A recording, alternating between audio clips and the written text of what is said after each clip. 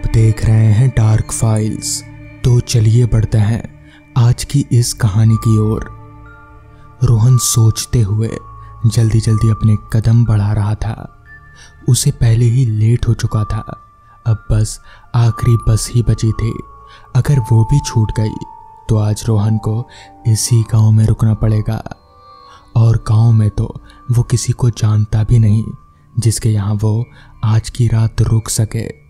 Bus stop पर पहुंचने पर उसे पता चला कि लास्ट बस किसी खराबी की वजह से आज नहीं आएगी।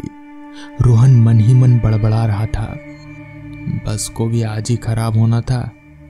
अब रोहन को ना चाहते हुए भी आज उसी गांव में रुकना पड़ेगा जहां वो रुकना नहीं चाहता था, क्योंकि उसने उस गांव के बारे में जो कुछ सुना था वो बहुत ही डरावना था। हालांकि रोहन ऐसी बातों पर यकीन नहीं करता, फिर भी वो किसी तरह का कोई रिस्क नहीं लेना चाहता था। इसलिए हर रोज वो ठीक समय पर गांव से निकल जाया करता था। लेकिन आज उसे देर हो गई।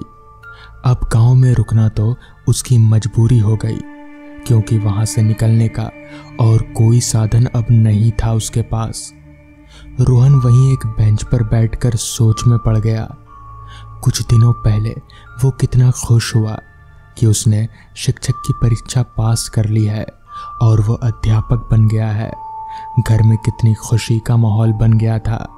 सब उसे बधाइयाँ दे रहे थे। लेकिन कुछ दिनों बाद जब उसे पता चला कि उसकी पोस्टिंग एक ऐसे गांव में हुई है जहां कोई जाना नहीं चाहता, क्योंकि वो भूतिया गांव था। वहां शाम 6 बजे के बाद कोई आदमी दिखाई नहीं देता और सभी वहां घरों में कैद हो जाते थे। कितनी ही बड़ी ज़रूरत क्यों ना हो, वो कभी घर से बाहर नहीं आते थे। और जो लोग कभी किसी कारण घर से बाहर आए वो फिर कभी अपने घरों में लौट नहीं सके। रोहन एक मिडिल क्लास फैमिली से था, तो पैसों की भी ज़रूरत थी। फिर भी उसके परिवार में सबने मना कर दिया। दूसरी जगह पोस्टिंग कराने की भी बहुत कोशिश की, पर कुछ नहीं हो सका। आखिरकार रोहन ने उसी गांव में ज्वाइन करने का फैसला लिया। रोहन रोज सुबह 8 बजे स्कूल पहुंच जाता और वहां से 3 बजे किसी भी कीमत पर निकल जाता। लेकिन आज एक बच्चे की तबीयत खराब होने के कारण उसे वो डॉक्टर को दिखाकर घर तक छोड़ने चला गया, तो उसे लौटने में देर हो गई। तभी अचानक रोहन को होश आया और वो अपनी सोच से बाहर आया। उसने देखा कि आसपास सभी लोग जा चुके हैं। वो अकेला ही वहां पर था, तो वो भी बेंच पर से उठकर फिर से गांव की तरफ जाने लगा। रास्ते भर उसे कोई नजर नहीं आया। बस स्टैंड गांव से काफी दूर था। दोपहर तक तो वहां काफी हलचल रहती, पर शाम होते ही सन्नाटा धीरे धीरे अपने पैर पसारने लगता। रोहन जल्दी जल्दी कदम बढ़ाने लगा और वो जल्द से जल्द गांव पहुंचकर किसी से मदद मांगने वाला था। उसे उम्मीद थी कि उसके स्कूल के बच्चों के परिवार में से शायद कुछ मदद मिल जाए, लेकिन उसे गांव पहुंचने में लगभग 6 बज चुके थे। उसने देखा कि गांव में चारों तरफ सन्नाटा है। उसे एक चिड़िया तक की भी आवाज नहीं आ रही थी। चारों तरफ अंधेरा, कहीं भी थोड़ी सी रोशनी नजर नहीं आ रही थी। लोगों ने भी अपने दरवाजों के साथ बिजलियां भी बंद कर दी थी। सब तरफ ऐसा सन्नाटा था कि छोटे छोटे झिंगुरों की आवाज भी उसे साफ सुनाई दे रही थी। अब तो रोहन को भी थोड़ी घबराहट होने लगी। लेकिन फिर उसे एक घर का दरवाज़ा खटखटाया, लेकिन किसी ने भी नहीं खोला। उसने आवाज़ भी लगाई, लेकिन अंदर से किसी ने कोई जवाब नहीं दिया। उसने कई घरों के दरवाजे खटखटाए, पर उसे किसी तरह की कोई मदद नहीं मिल सकी। रोहन निराश हो गया। अब उसे कोई रास्ता नहीं सूझ रहा था और उसे जोरों की भूख भी लग रही थी। वो आगे की तरफ बढ़े जा रहा था। अंधेरा और बढ़ता जा रहा था और उसे कोई रास्ता भी नजर नहीं आ रहा था कि वो क्या करे, कहाँ जाए। वो बिना रुके चलता जा रहा था। तभी उसे कहीं हल्की सी रोशनी दिखाई दी। रोहन ने उस ओर जाने का फैसला किया। धीरे धीरे वो उस रोशनी के करीब पहुंचा तो उसने देखा कि वो एक मंदिर है और वो रोशनी मंदिर में जल रहे एक दिए की थी जो शायद पुजारी जाते समय जलाकर गया था। रोहन को भी उस दिए की रोशनी में कुछ उम्मीद की किरण नजर आई। हर दरवाजा बंद हो जाता है लेकिन परमपिता परमेश्वर अपने द्वार कभी बंद नहीं करते हैं। रोहन ने भी रात मंदिर में बिताने की सोचकर वो मंदिर का दरवाजा खोलकर अंदर चला गया। मंदिर के अंदर 2-4 दिए और जल रहे थे तो वहां रोशनी थोड़ी ज्यादा थी। आगे बढ़ने पर उसे मूर्ति के सामने कुछ फल रखे दिखाई दिए।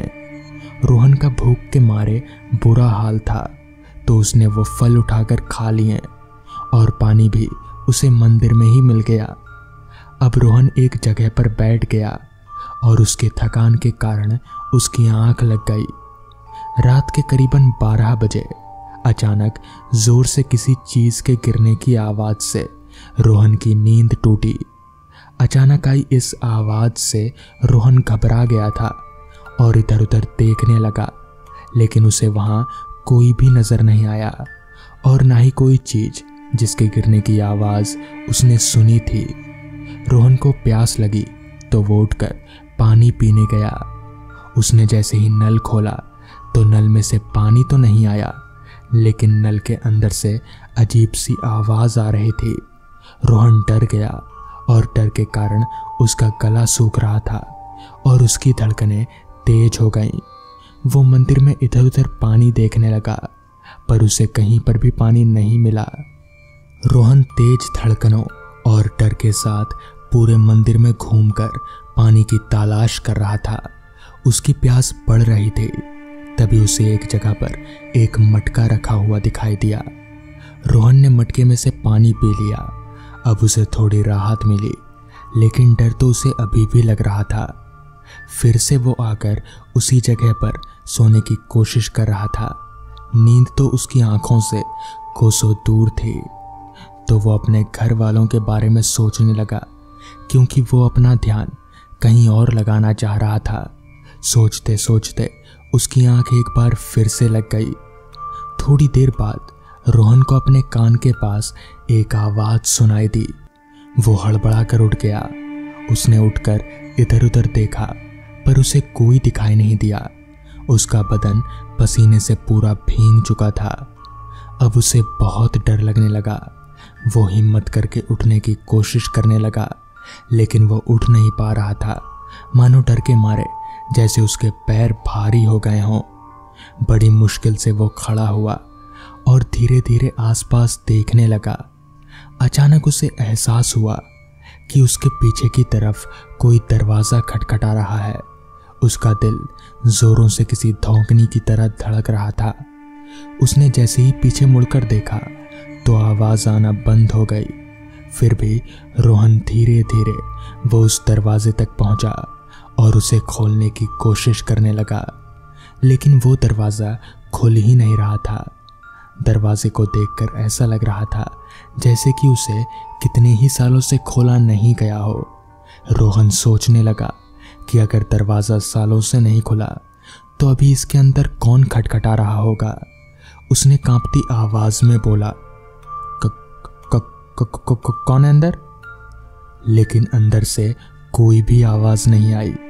उसने 2-3 बार फिर पूछा लेकिन कोई भी जवाब नहीं आया।